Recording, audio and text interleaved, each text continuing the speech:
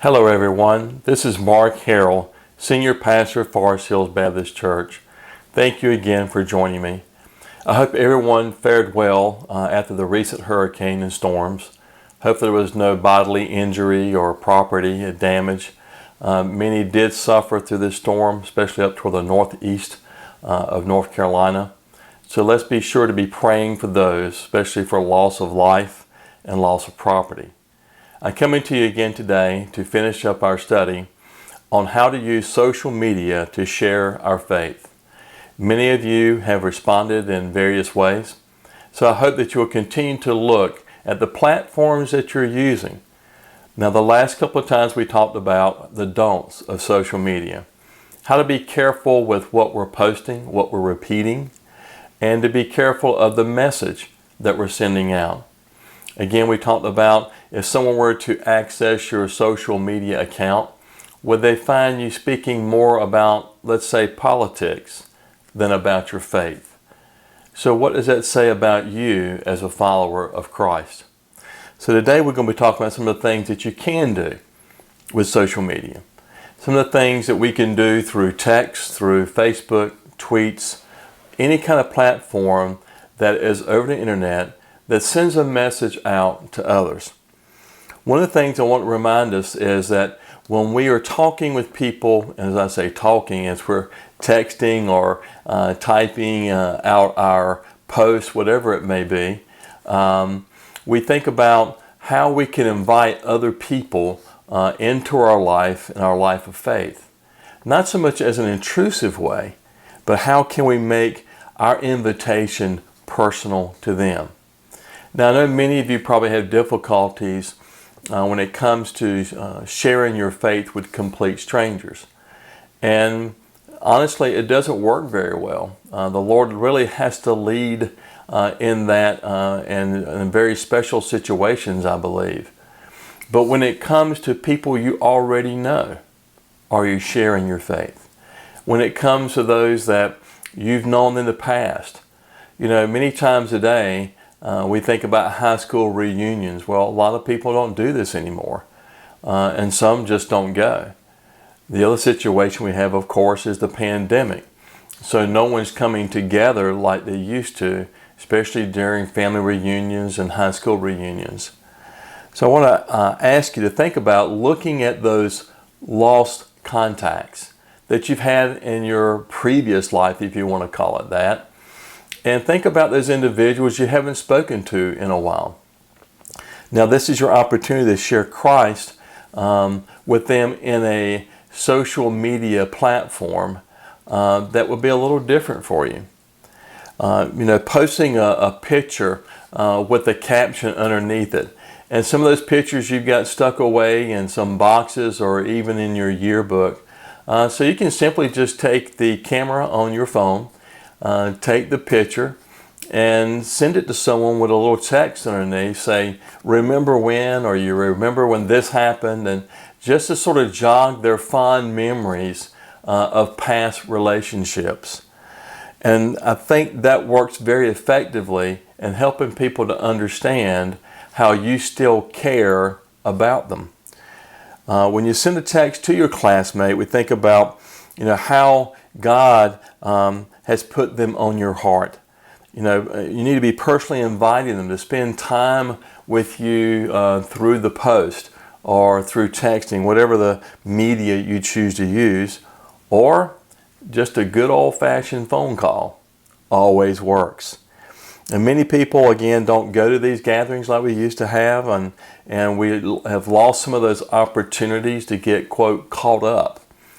So when you're thinking about people in your past, when you look down your contacts, or just take out the old high school album, or even people you went to college with, and think about who you can reach out to right now, especially during the pandemic and through all of the stress that's going on with this election year.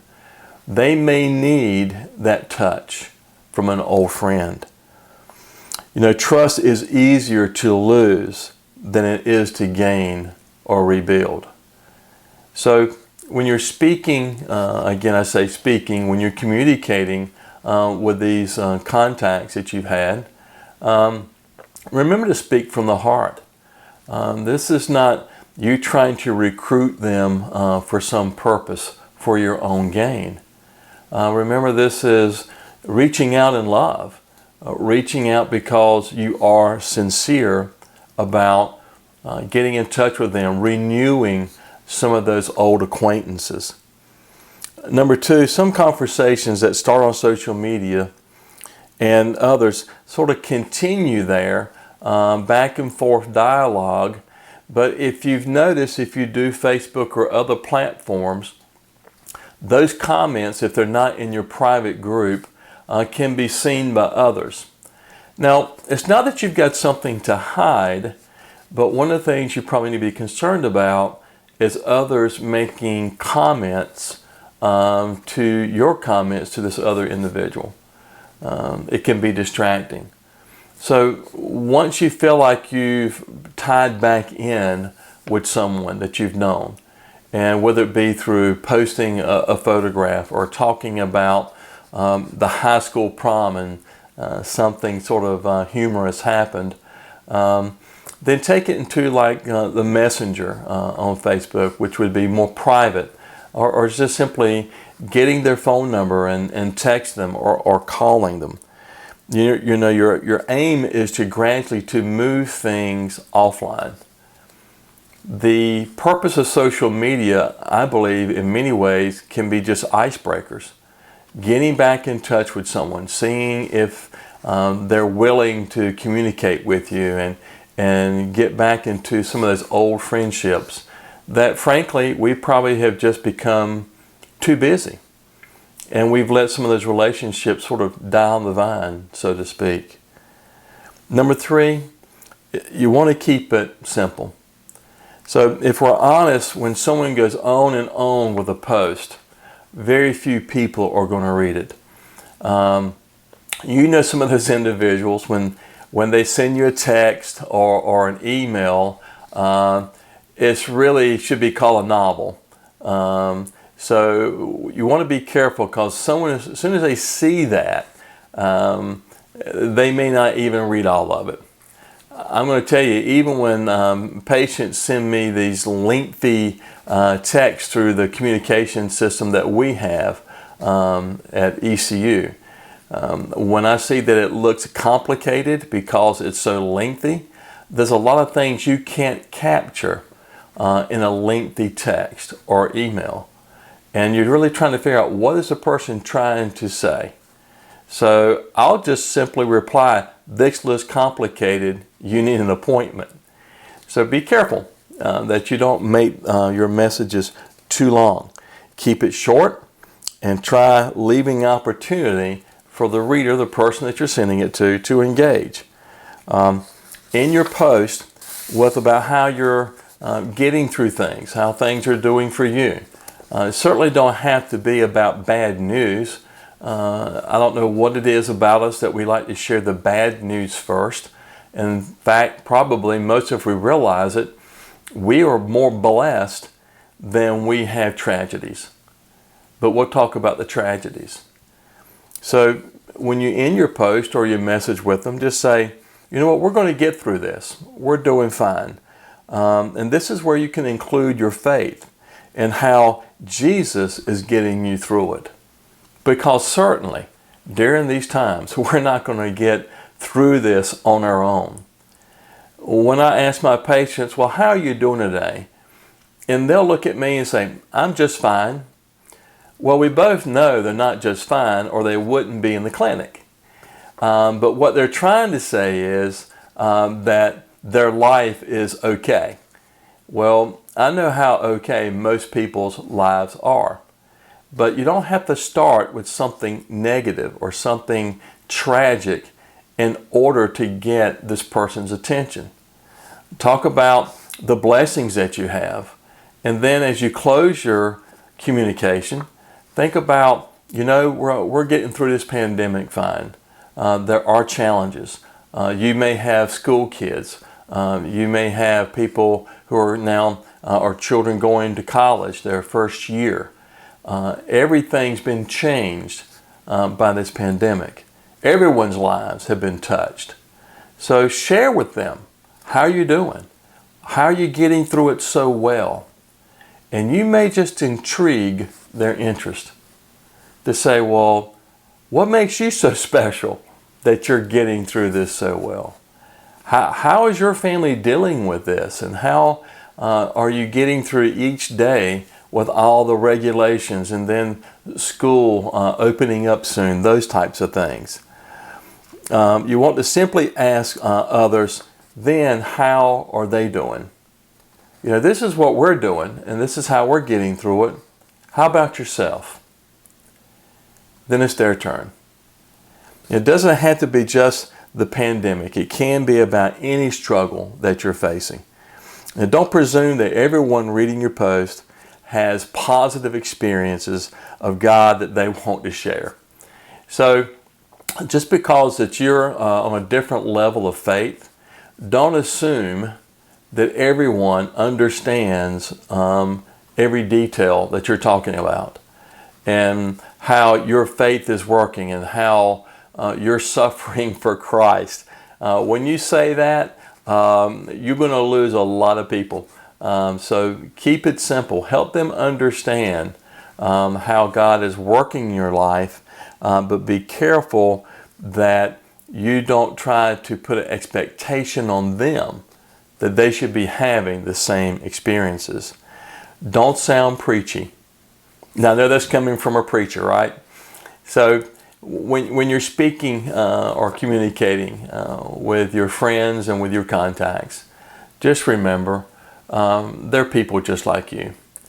And right now, they don't need judgment. They need love. And they need to know the peace of God. And they need to know that this peace that will get them through the tribulations that they're facing. And when they say how, you can then tell them because Jesus overcame the world. And that we can put our trust in Him, even when it's difficult to put our trust in anything else. Be honest, and you will sound honest. One of the things I probably think turns people off more rapidly than anything I know of is insincerity. So if you're looking at this as a checkbox, believe me, it'll show through. If you're going through this, just say, because my pastor says I need to do this, it will show. You know, our mouth will speak what our heart feels, even in the tone that we use. So be honest with them and be sincere. You know, people should understand that Christians do have struggles too. Many times people may look at your life and say, well, you know what, that individual, he don't even know what's going on. His head is up in the clouds and all he wants to talk about is Jesus, Jesus, Jesus. He doesn't think he has any problems. Well, remind him that you do. But you face your problems differently than the world does. Number 4, if you want friends to believe God is real to you, you need to be real yourself. Let me repeat that. If you want your friends to believe God is real, you need to be real yourself. Now, trusting a Christian is often the threshold that non-believers have to cross on their way to trusting God. All of us were introduced to Christ by someone. So that threshold from a non-believer to God usually includes a friend, a relative, a teacher, someone who spoke into their life. How does your social media feed enable people to trust you?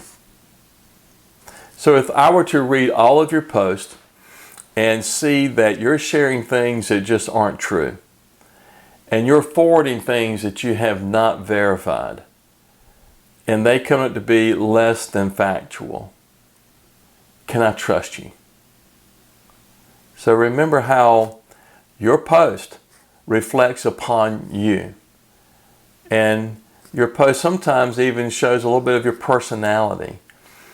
It's sort of funny in a way when I'm looking at the posts on Facebook and individuals, and I can tell exactly where their interests are. One of our church members I know is with her daughter with dance. With other individuals, it's about their farm and their goats, their chickens. And you can just see the personalities come right out through this media. So remember, people have to trust you, and you want them to. But be careful that your post doesn't make you look any other way than who you really are. People are looking to be known and simultaneously are afraid to be known. So taking the risk to share some of the hard times you have gone through following Jesus isn't easy. Sometimes Christians will make it look like being a Christian, nothing to it. No warfare, no conflicts, kumbaya, everything's great. Well, let me remind every one of you that are a follower of Christ, we are in a spiritual warfare. And if you're not feeling the warfare against the principalities of this earth and Satan's deceptions, then you better do a check-up of your heart and see, does it really belong to Christ? Is He on the throne? Because if you're Spirit-filled, you sense the struggle. You sense the warfare. Now at the same time, even though we know all this is going on, we know we are victorious because we can do anything in Christ. So when you're connecting, be careful that when you're sharing, allow people to also be in an authentic way as well. Not everything in your post has to end with a beautiful sunset and a scripture. So people will look at that and say, well, isn't that predictable? Or you're quoting some Christian author and every time they read your post, they say, well, we know what's coming next. Whether it be John Piper or someone else, John MacArthur or David Jeremiah, which I love to quote, we'll get into a little routine and they sort of expect that every time. Just remember, not everything ends with a sunset in a verse. It's okay to let them know that if a particular event that you're struggling through, share it with them. And again, it doesn't have to be in an open forum. It can be in private. So again, look at your own social media and ask yourself what reality these platforms are presenting to others and how much they display what God is doing in your life. So when you look at what you're posting, what does it display about you? What does it reflect about you? Is it about your faith?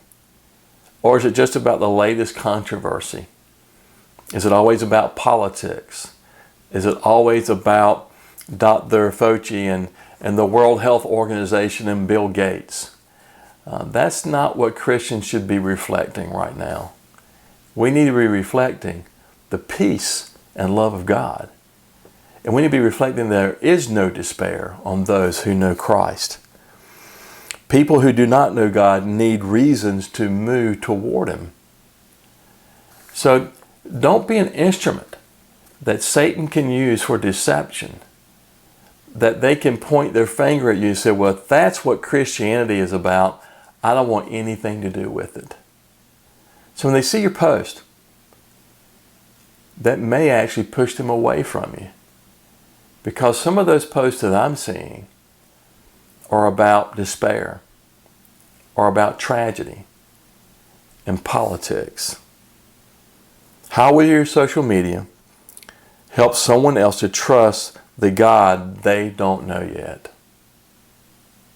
How will it help them trust the God they don't know yet? If I was reading your social media post, would it draw me closer to Christ or make me question why a follower of Christ would sound so angry? Some of the posts that I'm reading out there, if you just read between the lines, there's anger there. There's mistrust and just so many emotions that are not Christ-like. So when you look at your post, be thinking about, does it draw a person closer to you so they can trust you?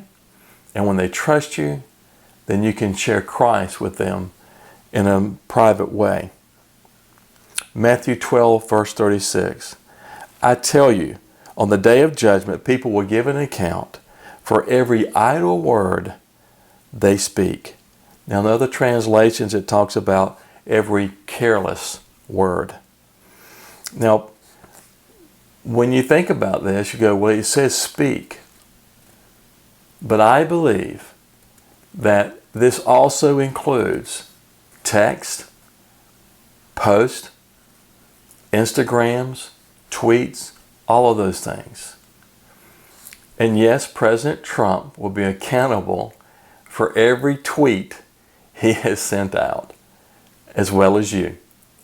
So be careful when you're sending out things. In the day of judgment, they will be looked at. And we will be judged in what kind of character we have.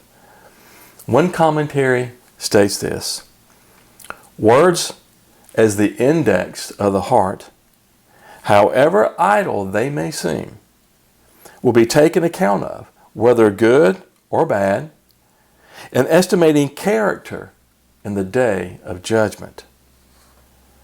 So I believe that we need to be very careful in how we're using social media. But I want to end with a positive note. It doesn't have to be so much worrying about what we're posting or texting. It needs to be looked upon as what we're sending out. And are we being careful that we're sending out the right message? I hope that all of you that are on social media, Facebook, whatever it may be, will look again at what you're posting. Well, think again about the contacts or the friends that you have on your Facebook account. How you're reaching out to them. Do they see your faith on your post? When they go to your Facebook page and they look at the photos, what are they going to see?